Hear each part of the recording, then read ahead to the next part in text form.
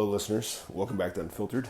I'm Sam J., one of your co-hosts. Today, Jay and I jumped on a Zoom call and chatted up with Ed Sealover. Ed is the craft beer writer for the Denver Business Journal. He does a lot more in terms of bars and restaurants around Denver. Really interesting perspective on what's going on, what has gone on since March here because of COVID-19.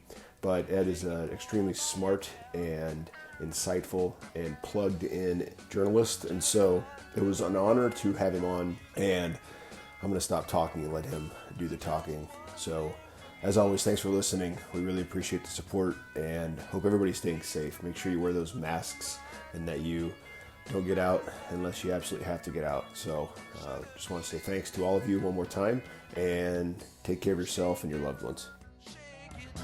Sugary, just don't tell them that you know me.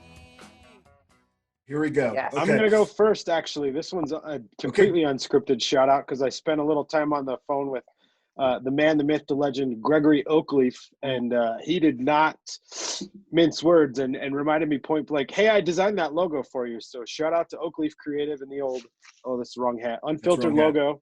Yeah, flash the unfiltered when you get a chance. But that's your complimentary Tivoli hat. So that's right. I'm waiting on my Tivoli Gator next. But yeah, shout out to Greg. Greg, we miss you. We love you. Obviously, you know, we'll start this episode with another sad story like we did last week. If you can find the time in the dough to send some money to Jason Buehler's family, feel free to. Obviously, we would really appreciate that. I know Charlie and our friends over at Denver Beer Co. would appreciate that. You can just go to GoFundMe and search for Jason Buehler, just like Ferris Bueller. Jay's given some money. I've given some money, just because it sucks to lose a friend within the Denver beer scene and all of that stuff. So especially right now as we kind of move into Thanksgiving and how awful that is. So Jason Buehler, go find his family's GoFundMe. Social plugs. Ed, we're going to let you get to yours at the back end of this because you do way more than Jay and I. So, you remind us to plug this. You can find us on Facebook, Instagram, Twitter, wherever you. Chili Booze and Brews. Jay and I were just talking before Ed jumped on. We have a couple more weeks, right, Jay Bird, to do. I think they're down to 2+, but I also know they've added some contenders. A new distillery popped up the other day, so get your Chili Brews and Booze passport. All of the funds go to child cancer research. Okay, so please. 100%. And a lot of our friends in the distilling world and the craft beer world are participating. So please do go to chiliboozeandbrews.com. Find them on Instagram, find them on Facebook, and support that cause. And of course, if you want to support us, you can go to patreon.com/unfilteredcraft. Before we get to Ed, we are going to, here in Denver at least, massive restrictions on Friday, which means that a lot of our friends in the businesses that we love, restaurants, bars, breweries, are going to begin to really feel the pinch. And if things weren't tough already, they're going to get tougher. So if you can find a way to support all of our friends out there, and I think the three of us agree they are all of our friends, please do that. Go get crowlers to go.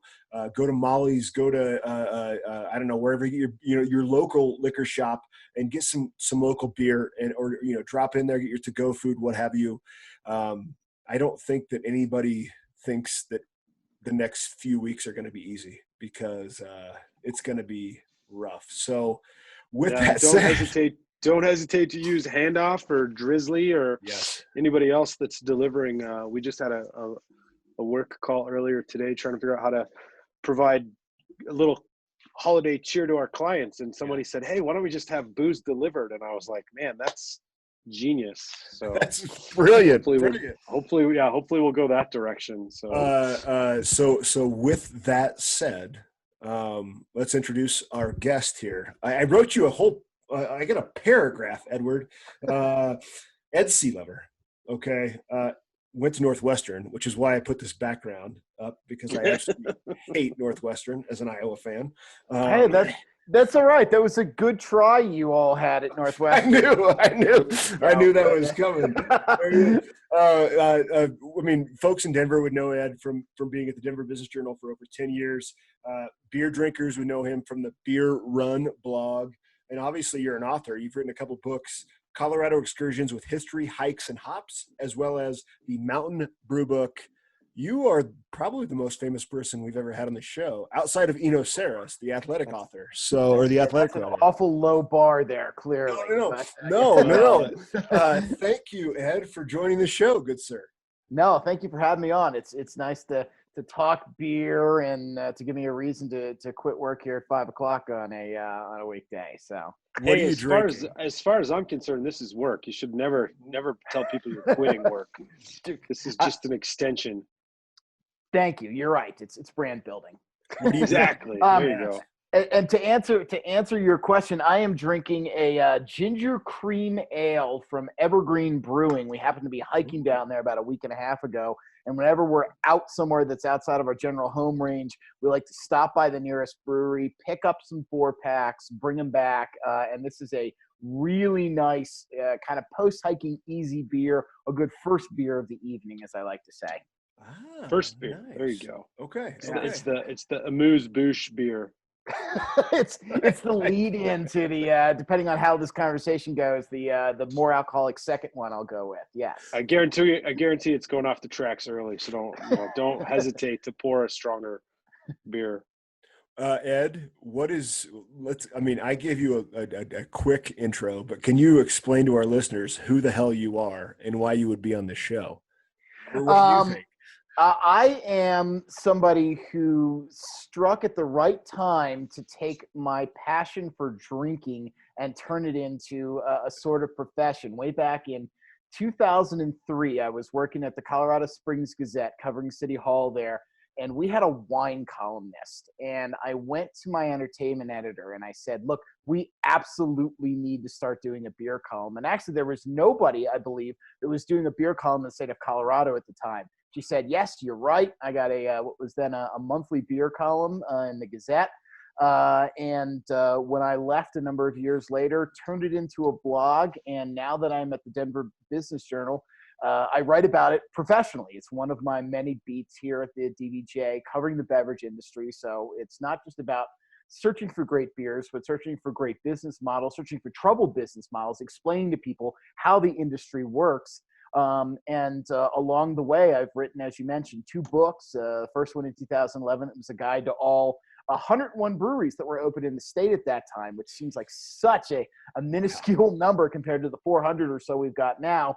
And then 2016, which was my compendium of 30 days traveling around the state, stopping at a brewery, a hiking spot, and a historical spot each day. So generally, who the hell I am is I'm a guy who loves beer and has tried to find as many ways as possible to talk about it so that we can get beer drinking out in the greater public lexicon and make people think about what it means to support your local breweries.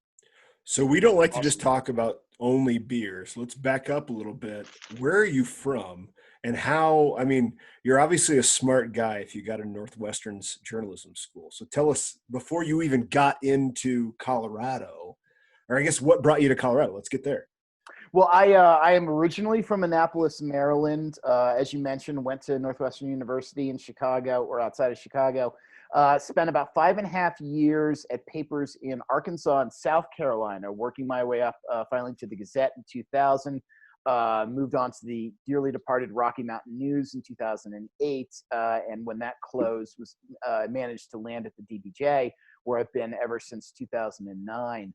What brought me to Colorado, frankly, was the job. I saw an opportunity out here, wanted to work for a bigger paper, took it.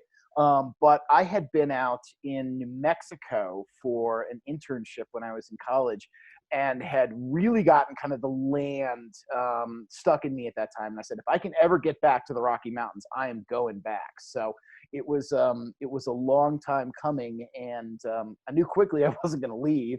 And I haven't left. I married a Denver native, and so this is home for me now. Rad. Oh, we call those unicorns. When you find a Denver native, that's a legit unicorn right there. I'm trying to glom onto her in-state credibility here. Yeah, ride her coattails to nativeness. I gotcha. That's my wife did the same thing to me, so we totally get it. What a catch you are too. Yeah, well, I'm telling you, man, you got to marry what you can get your hands on these days. So, so Ed, 2003. What what did a beer column look like in 2003? I mean, you said it yourself. It was a monthly. I feel like now, prior to March, a beer column could be at least a weekly thing, if not almost daily. But what were you writing about back in '03? I mean, especially in Colorado Springs. What kind of beer was there in the Springs? In Colorado Springs in '03, I was writing about the 6 breweries that were operating at the time, but I tried to give it a bit of a statewide angle as well, and even some national. I would do things like road trips to Fort Collins. I mean, this is back when Fort Collins had about 7 breweries in it, and I would be like, oh, if you're going to a CSU game, here are the breweries you need to check out, things like that. But it was really fun to watch the evolution of the scene. I mean, you knew back in the early 2000s, craft beer was not going away. And it was exciting to see how breweries were experimenting. We in Colorado Springs at the time had, we had an adjunct brewer still. We had some very traditional brewers. And this was really the time that Bristol Brewing kind of broke out of its shell and was doing some crazy experimental things, at least for the 2003 world. And it was fascinating to watch what breweries could do. This is, I don't think people really understood what a sour was back in 2003. And double IPAs were still just a rumor at that point. And so to watch it evolve over the years, I mean, it was fun to set up what brewing could be and to get people excited about it. So what were you Bristol? writing about? No, you're good. You're good. No, Bristol's a great one. But I guess, sorry, Jay and I need to be better at our texting here so we can stay on the same page. Prior to the beer blog, though, what were you writing about? I mean, why were you brought into Colorado Springs? Just business stuff? No, I actually, I didn't start writing about business until I ended up at the DBJ in 2009. I am a lifelong government reporter. So I was brought in to write about City Hall. I covered the congressional race in that district, covered the Senate race in 2002, things like that. I have generally been a political and government reporter all my life. And so that was what the Gazette brought me in for. And beer and booze in general are a natural segue when you're dealing with politics, at least in the modern 2020 version of politics. You got to have a little something to get through the election, I'm sure. So it's always been needed. I like to think it goes together well, not only because you want to drink a lot of times after sitting through a city council or a state legislative hearing. But also back in those days, you would go out and work out your issues with drinks. I mean, I remember back in 2007, which is the first year I covered the Colorado legislature, it was very common to go out to a nearby bar, share beers with members from both parties who would sit there and talk things out afterwards. Now, I don't see that as much anymore, but back then, beer was a natural product of covering politics because politics flocked to beer to kind of salve the differences and try to figure out where to go from there. That's interesting. How much of an influence was Hunter Thompson on you then, even growing up? I'm not going to say he was much of an influence, actually. Really? I think Michael Jackson, the beer writer, for anybody who was doubting that one, was more of an influence on me, as he was the person who was really the first one to put out the idea of, hey, you can write about beer. We can really dive into depth about beer here. But a lot of it was just my own experimenting and wanting to get out and find what I could. I mean, even back in college, our liquor store in Evanston, Illinois, had a Mix-A-6 cooler back in the early 90s. And I would spend my money from my student campus job trying out these beers, these rare beers back in those days, Sam Adams Honey Porter or a Beta Turbo Dog or Chalice White. And I just wanted to kind of dive in myself and find the industry. What was the beer that kind of got you so infatuated with this industry that you wanted to write about it? Was there a particular beer? Was it a series of beers? I guess, was it an experience? I don't know that there was a beer that made me want to write about it. I always credit a Beta Turbo Dog as being the one that made me want to keep drinking. I mean, at that point, it's such a bold, dark flavor. And if you drink a Beta Turbo Dog today, it's probably on the lighter side of the stout porter spectrum. But back then in 1993, when I was, I think statute of limitations has run out, so I can say safely, I was literally using my fake ID to buy craft beer from the Mix-A-6 cooler when I was in college. That's awesome. Times, it was a radical beer. And just, as I went on and working in Arkansas and South Carolina in the late 1990s, I got to say, those were beer wastelands there. I mean, it's a great states with great breweries now. But it just stuck in my mind. And when I moved to Colorado, it was Bristol especially that I spent a lot of time going to and trying out, whether it be a Scottish ale or a wheat or anything they were putting out. And it just made me fascinated with the taste of beer and what beer could be. That's pretty rad. I dig that. Okay, so you get out here, you go to Rocky Mountain News, and then when you had transitioned to DBJ, what kind of conversation did you have there with the editor in terms of what you wanted to do to become the person that you are now over the last 10 years? Like, how does that conversation happen? Well, I mean, just as far as the beer conversation happens, it shows why I'm an awful negotiator, because I went in and rather than, as he sat down and offered me the job, rather than begging for a higher salary, I said, look, I have seen that you all don't cover the beer industry, and I want to take that on as a beat. And he said, okay, sure. So, there you go. More work, less pay. It was great. But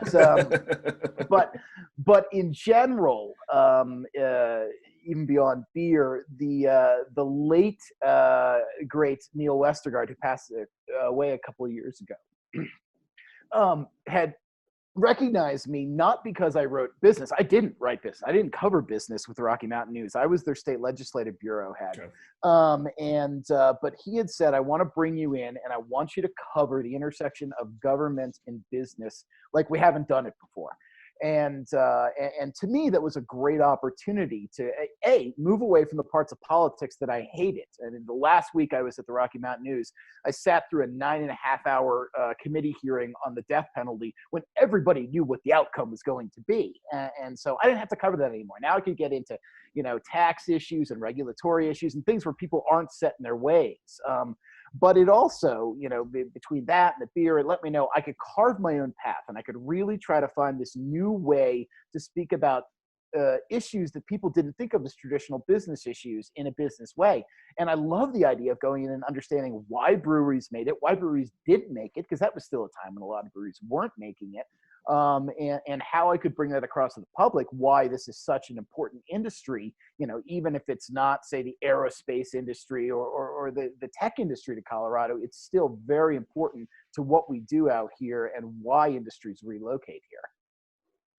And do you think, Ed, since you picked up the beat with the DBJ, I mean, have the pages on the print actually increased to cover more and more beer over the last 5 to 10 years, because it is obviously such a huge component or intersection, like you said, of business and beer at the same time?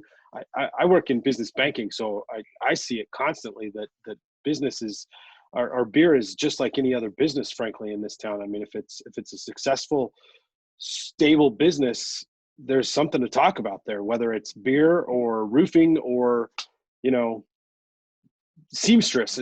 Business is business at that point. So I certainly won't take credit for increasing the number of pages dedicated to it, but I certainly I come back with lots of beer stories all the time. And whether that be, covering Molson Coors, which I did a lot more extensively before they decided to move their headquarters to Chicago, or covering the craft beer industry, which I don't think the paper had really ever tried to do before, and to put into, perspective, hey, this is a $3 billion industry here in Colorado every year. I certainly think they've been more open to it. I mean, it's become kind of a tradition, frankly, up until this year, that, we would have a big cover story around the Great American Beer Festival, not about the festival, but about something in the beer industry that people should be thinking about while the entire world was converging on Denver for a weekend.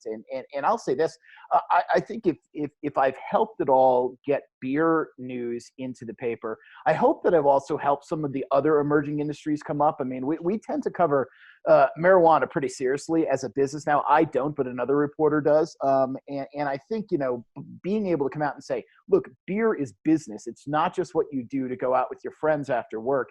Probably help them realize, hey, marijuana is a serious business too, when that became a legitimate business here in Colorado. And you're saying that the beer alone is responsible for $3 billion in bottom line impact to the state. Is that right? Annually?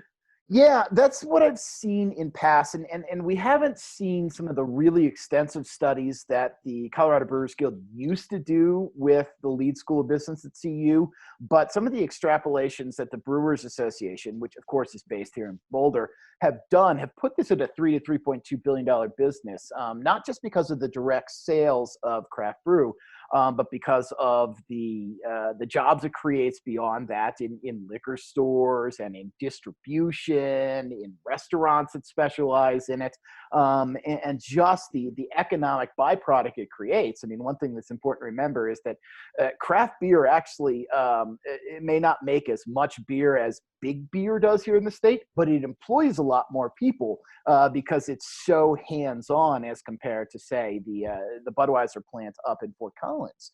And so, yeah, it's a multi-billion-dollar business here in Colorado. So I have one more question that may or may not be easily answered, but at $3 billion in change, what other niche industry or market would craft beer compare to locally in Colorado? I mean, who else is generating that kind of bottom line impact around the state? Or Well, what else? I mean, it's not quite there, but it's not far from skiing, actually.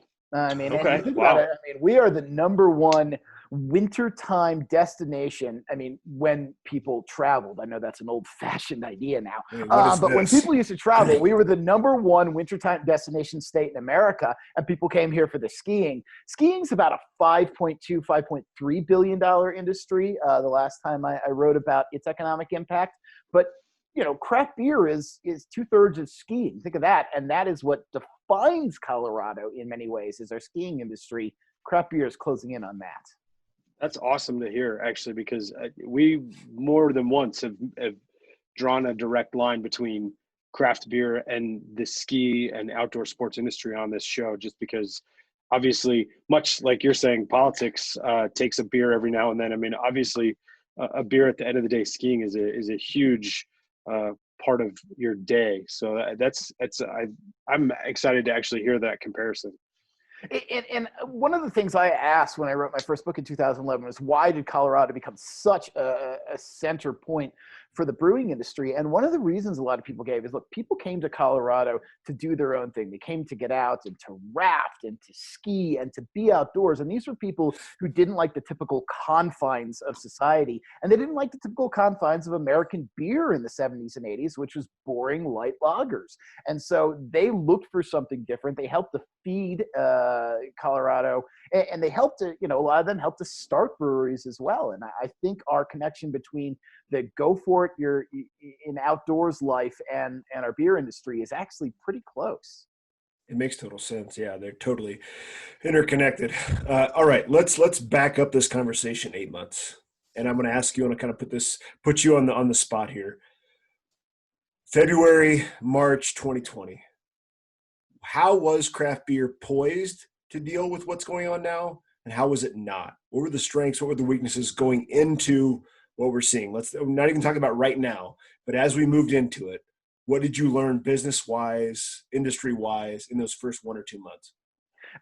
I think the interesting trend that I had been following and writing about for the past couple of years that was both explains how it was poised to deal and not to deal with it was the movement away from large national breweries. And in Colorado's case, that's from, Coloradans drinking out of state beers in many ways, and towards local breweries. And so people in Colorado and in states across the country had suddenly decided, okay, I may not be drinking, the Sierra Nevadas of the world as much as I used to, but I'm going to go to my local brewery, which is now 400. I mean, you can't go anywhere in the state where there's not a local brewery. Good Lord, Lake City has a local brewery, and it's the most remote city in the lower 48 states. And so in that way, Colorado was set up well because people were still willing, once coronavirus hit, once brewery tap rooms shut down, to drive down to their local brewery and to buy things. Now, not as much as they were willing to plug in their orders to Molly's or to other liquor stores and to say, okay, I want this, I'm going to drive through, you're going to put it in my car, and I'm going to get out of there without touching you. but it had developed that sense. We are going to buy local. We are going to support local. And I think that's why you've seen such a shockingly low number of breweries close. 4% was the increase in breweries nationally from the first half of 2019 to the first half of 2020. Colorado tracked pretty closely with that. And that's because I think so many people were still willing, even if these breweries were not making as much money, they were still willing to go and buy there. That said, the same trend is why some breweries are 50, 60, 70% down this year, because they've been so used to growing their tap rooms and opening second and third and fourth tap rooms versus investing the money in distributing their beer, because they figure their beer doesn't go anywhere beyond the state borders at this point without running into troubles with customers, that Colorado breweries couldn't quickly pivot and say, okay, I'm in stores and I'm going to put more into production of cans. And so a lot of breweries saw themselves hurting then. And breweries that had just gotten into stores were hurting the most, because that's when liquor stores were saying, no, we don't want the new stuff. We want the tried and true. And you look at it, I mean, Fat Tire and Sierra Nevada Pale Ale. I mean, these beers sold like they never have before over the first couple of months of the pandemic. And it's the reason that a brewery like Intrepid Sojourner Project, or I guess they were called Next Stop Brewing by the time they went under, had to go under because they had bet on going into stores, but they weren't in long enough to establish their brand in stores. So Colorado breweries knew to bring people in to buy their beers, but they weren't in enough stores to take advantage of the change in consumer buying habits early in the pandemic. I mean, we've talked to Ken Heyer at Tivoli a couple times since the pandemic started, and it makes me think of the importance of that 12-pack, whether it be the Tivoli kind of brewers 12-pack, whether it be the Odell IPA 12-pack. Are you seeing those numbers, I guess, over the last 8 months of that 12-pack? Is that just a myth that we are trying to kind of spin on this show and our friend? No, that is okay. No, it is absolutely. Bart Watson, who's the chief economist for the Brewers Association, told me that it is the 12-pack is way up in sales this year. And I think breweries that are taking advantage of it by not saying, okay, here's 12 of X brand of beer, but saying here is a multiple did that. In fact, I just wrote a blog this week about how much I appreciated that, and things like Oscar Blue's new IPA 12-pack, which is 4 different IPAs. It's like you get what you want going to a bar, except you don't have to try to run the menu. You can just get a 12-pack and bring it back. So no, 12-packs are big. I just spoke to the head of Breckenridge Brewery the other day for a story. He said their 15-pack is what has maintained them. And they're actually up in sales this year versus past years, because people want to kind of cellar up and get those larger packs with a variety of beers. I mean, it's almost like ordering a flight. Is that kind of the comparison? I mean, if you can't experience a flight in the brewery, buy a 12-pack and get 4 beers. That's absolutely the way I look at it. Because, I mean, if you really want to run the table of the brewery, you're going to go and you're going to buy a number of 3-ounce samplers and see how many you can try and then still safely make it out of there. With a mixed 12-pack or a mixed 15-pack, boom, you can do that at home at this point. Not as many beers, but still more of a variety. I think some work better than others. I think the mixed 12-packs that throw in seltzers and double IPAs may not quite know who their customers are. But the ones that kind of focus that product a little bit better are great. And the other thing that I think has been great is that you'll stop in a brewery these days and they will allow you to, I've noticed more breweries allow you to mix your own 4-packs, for example, of 16 or 19.2 ounce beers. And therefore, if you can't drink your way through that menu because you're just going for a beer, you don't want to stay there forever, you can take more variety home as well. And I think that's been selling well at a number of smaller breweries. Go back to March real quick. We talked about, I mean, you kind of alluded to different kinds of models, but you didn't articulate the specific kind of model. Can you give us examples of those other than Next Stop, who, I mean, is like a Denver Beer Co. poised to make this? Like in March, is it a Denver Beer Co.? Is it an Odell that's going to succeed there and maybe not like a Next Stop? And a Woods Boss is really, really primed to be able to make it through. Like what should we expect in that moment? Not now, but in that moment in March and April. in March and April, the people that were poised to make it the best were actually the legacy big name brewers who had struggled in more recent years. I mean, if you look at the New Belgiums, the Odells, the Great Divides, who had seen sales numbers plateau or drop, or especially out-of-state sales numbers drop, they suddenly were the ones that when people didn't want to stand in a store very long would go in and say, oh, I know Titan IPA. Oh, I know Fat Tire. I'm going to get that. I'm going to get the hell out of this store. And so I think that those are the ones that succeeded well. The big names did very well. And the local breweries that had extreme neighborhood support, the ones where you could go in and say, okay, look, it's down the block. And especially, I will say this, especially those in residential neighborhoods, the breweries that struggled. And I remember this conversation with the owner of Dos Luces Brewing, who was down 85% at one point in April because he was on the route that people drove from downtown to home, and they would stop in and get stuff. Well, when they're not going into their office, he's not doing that business anymore. The ones who are in local areas, like where I live out here in the suburbs of Jefferson County, those did a little bit better because people could still pick up from their, in basement desks, go down and get a beer and then come back home. I think about it was a lunch break. It was a lunch break for me. It wasn't the drive home at the end of the day, or it wasn't a happy hour meeting. Yeah. And I mean, I can totally relate to that. Yeah, it was for me. It was my social hour. I would go in because the other thing that was kind of tough to see is you would go into these breweries, and for March, April, May, the only people that were in the breweries were the owners and the head brewer because they had to furlough the rest of the staff. But I knew if I went in there, I could see someone I knew, I could talk to them, and that was the only socialization I was getting at that point with a live human being that wasn't over a screen. And so I think that helped brewers who had a great neighborhood connection maintain a little bit better business as well. Makes total sense. All right. I can see a Judd or another destination or commuter brewery being the ones that had to think fast and adapt or pivot better than a Green Mountain that I can ride my bike to, or who's the one in with the dog friendly one that we met with early on in quarantine, Sam, that was in a neighborhood. Coal Mine. Yeah, Coal Mine. Yeah. And I talked to them too. They had talked about how their business was down. Everyone's business was down, but it was a matter of how much can you stabilize it and wait for people to come back, which is something they got up until this week. Yeah. How does this week's newest kick in the nuts?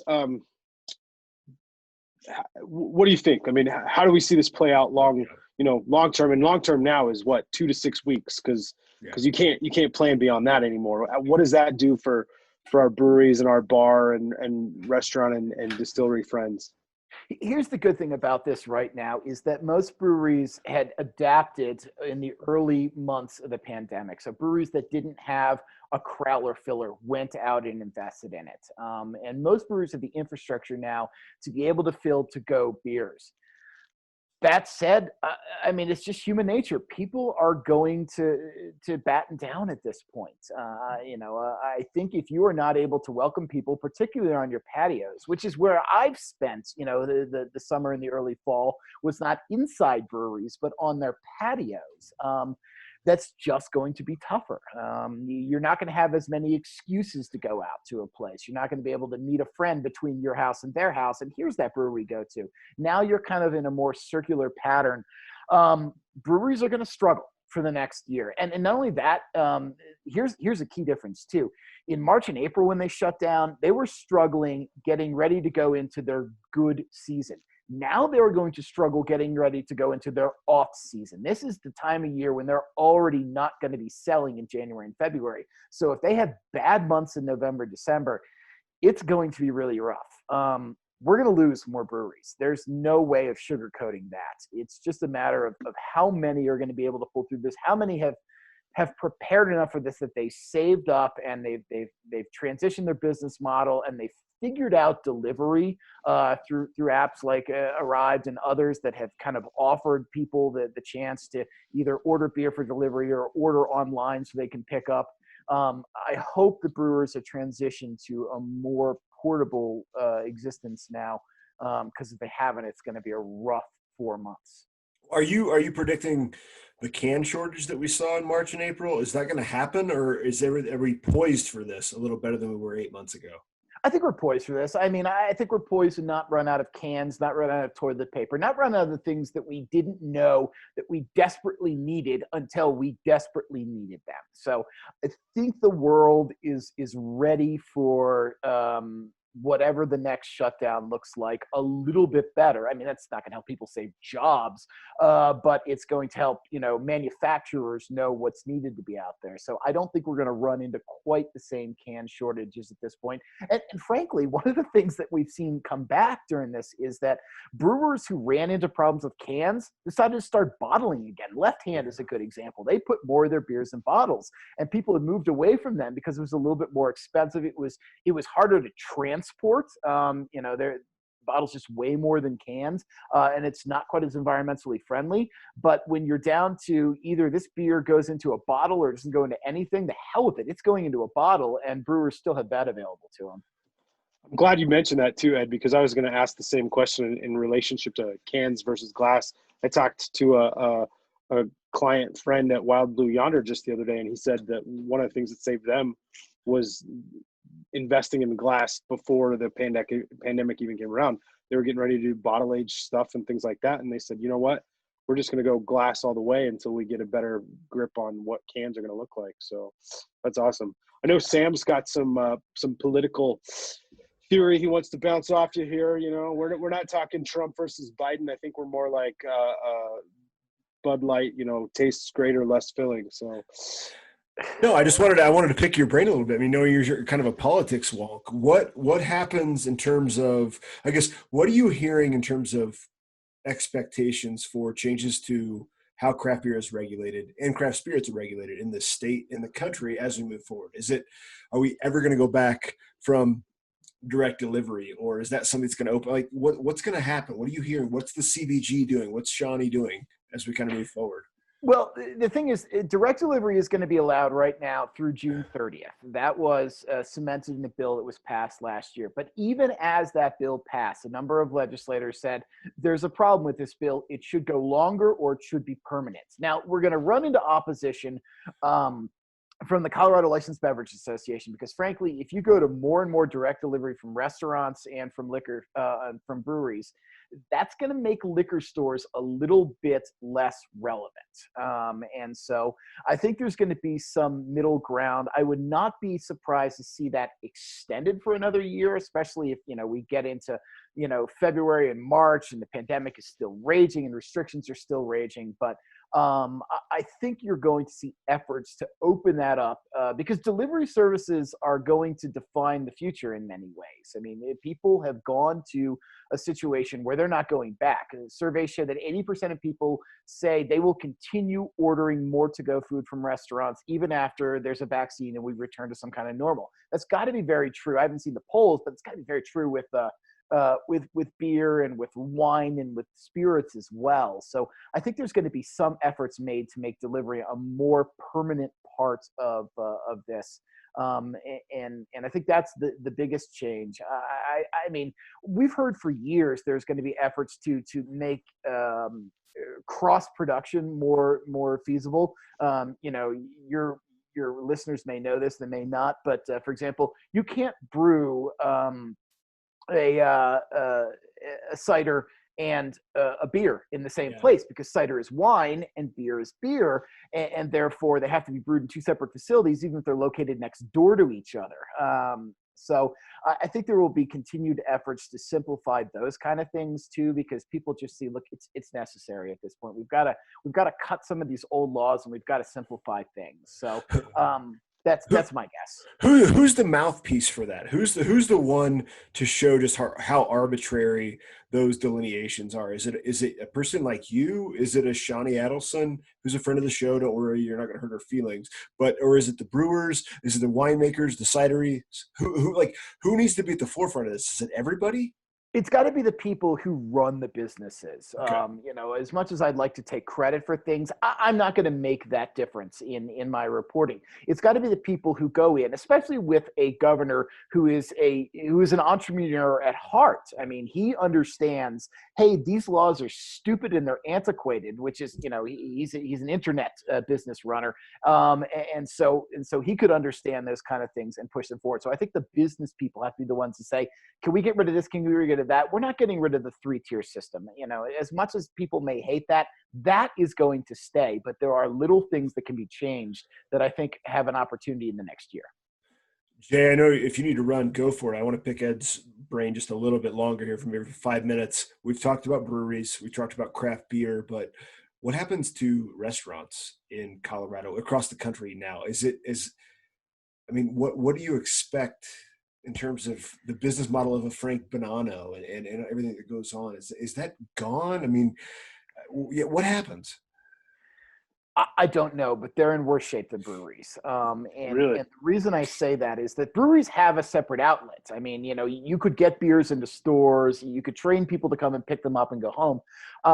Yeah. In September and October, a survey that was sent to me, a study that was sent to me by Toast, which is a point of sale system for restaurants, showed that in Colorado, 67 to 80% of sales on any given day were from dine-in customers.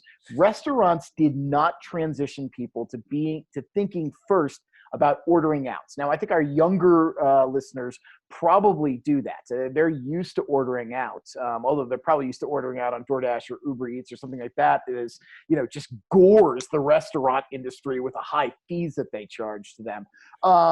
But most restaurants have not been able to make the transition like breweries have in getting people to think about, oh, I'll still pick up even though you're locked down. They're going to suffer, and we're going to start seeing restaurants close at a picked up pace in the coming months. And restaurants that have had a deep bank account, restaurants that somehow know how to connect with the surrounding community who might be able to walk there and pick up their meals, they'll be okay, but a lot of restaurants are going to suffer, particularly those whose model is, I'm going to bring you in, I'm going to sit you down, I'm going to treat you nice, I'm going to have, the way to recommend this wine. Full service restaurants are in for a reckoning, and there's no way to get past that. So I heard a invest in scary pizza. statistic. I heard a scary statistic the other day that said that if restaurants shut down completely again, that something like 80% may not come back. Is that kind of Colorado aligns with what Restaurant you're saying here? Association, yeah, just did a survey from November 4th to 12th, in which they showed that if restaurants shut down again, which starting Friday in 15 counties, including all of them, Essentially, they are. Yeah. they will. 24% say they got a month left in them. That's it. Jeez. That's and 73% say if it's not changed in 6 months, they're gone. Now, those numbers are inflated because those are the worst case scenarios that restaurants are laying out there. But we're going to see a reckoning here. There's no doubt about it. If you like your local restaurant, go down, order from them, order local beer from them, and try to keep them afloat. It's the best we can do right now. Let me. Go ahead, Jay. Sorry. No, you're good. All these closures. You're the DBJ business and beer guy. What's the trickle down effect in terms of vacancies? Leasing rates, commercial real estate values. How's all that play out in the long run from your insider perspective? We'll see vacancies that are not going to be easily filled, quite frankly. It's typically before this, if a restaurant shut down, a landlord didn't care because 6 more were going to be trying to move into there right away. Now we're not going to see that. We still hear problems with some landlords, but a number of other restaurants, including national chains that are based here that I've talked to, said they've actually been able to negotiate with their landlords and say, look, if I move out, who the hell are you going to get to move in at this point? So I think there's been some come to it on those relations. But yeah, there is definitely going to be a trickle down effect. They're expecting significant losses in the estimated value of commercial properties next year, which if we hadn't passed the repeal of the Gallagher Amendment, and I'm not going to try to get into this one as much, but that was going to lead to problems for schools, fire districts, and other districts as well. And yeah, I mean, people are going to have to rethink the office spaces. Here's who I really worry about for both restaurants and breweries and clubs and retail are the folks who have banked on the idea that I am in a downtown area. I'm surrounded by towers where people are working for 30 floors and they're coming down to shop and they're coming down to eat.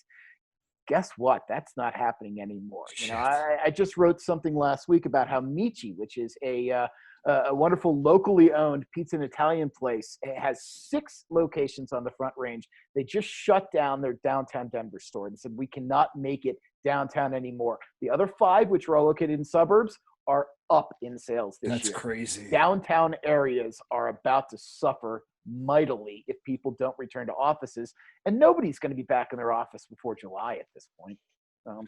So does that, I mean, obviously that benefits the folks who are in that, they're the brewery in the strip mall. Like, does that bring back to, I mean, I don't know, Ed, we could be wrong, but low overhead, cheaper rent in certain places around the country, that's got to be a good thing, right?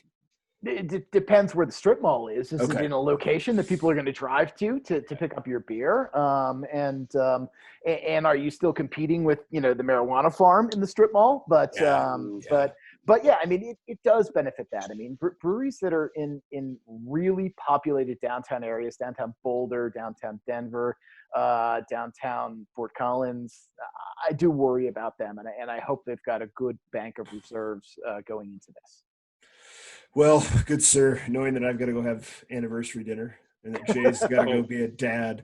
Anniversary dinner is what you're calling it. Yeah, we're gonna. I got to watch the new episode of The Undoing, I think, tonight. So it's a good show. It's a good show. Ed's gotta give us his handles here, so Please, that plug. we don't overlook that. Yeah, Plug away, Ed. tell us how to find you, where to read you. Since damn near every freaking news resource I have anymore is pay to play anymore these days. I need to know where the free shit is. Well, it is, and the Denver Business Journal has been pay to play since I've been there, and frankly, Oh, that's right. I have a business subscription for that, so I can justify that. Yes, we do. And frankly, as you know, events go down and advertising goes down, more are going to become that way. So it's going to be a little bit like local restaurants and local breweries. If you like your local news source, support them, subscribe to them. We need that. But you can find me on Twitter, either at eSealoverDenBiz, or if you want to just go straight for my beer stuff, Mountain Brew Book, which is MTN Brew Book. That's where I just write about beer all the time. My blog is Beer Run Blog. That's beerrunblog.blogspot.com. It doesn't look pretty, and I don't write about it a lot anymore because I have 2 little kids, but I try to get on there and write about beer when I can. And on Facebook, you can look me up just on Mountain Brew. That's my handle. I post a lot of pictures of my kids, but I also write about beer a lot there as well. It's an easy Google search too. There aren't a lot of Ed Sealovers, so if you just want to Google Ed Sealover Denver, but you can't find Ed Sealover on Facebook. You can only find Mountain Brew. So so go to Mountain Brew if you want to follow brew news with. Well, there's always a glitch, right? When we're on the back end of this, we'd love to, or on the other side of this, I guess, not the back end, the other side of this, Ed, Jay and I will buy you a beer and we'll shoot the shit in person, because this was, I mean, I think we could have gone 2 or 3 hours, Jay Schrader. Don't you agree? Yeah. I'd love to sit down and just follow Ed for a day once he's actually back on the beat live and in person again, because everything he's writing about is probably the shit that I'm reading 2 or 3 days later. So it's a perfect fit as far as I'm concerned. Well, and thank you. I look forward to sitting down and grabbing beers with you and with a lot of people after all this. But yeah, thank you for having me on. And please, if you're listening to this, think local, think about supporting your local businesses. That's not a political statement. It's just a fact that we're about to go into a long winter here. If you love somebody and you want to see them stay open, just remember them in the coming months. I have nothing Can't to say add. much better than that. No, thank you guys. Have a great night and be safe, everybody. Take care. Yep. Cheers, Ed. Take All right, care. bye, Ed. Appreciate it. Thank you.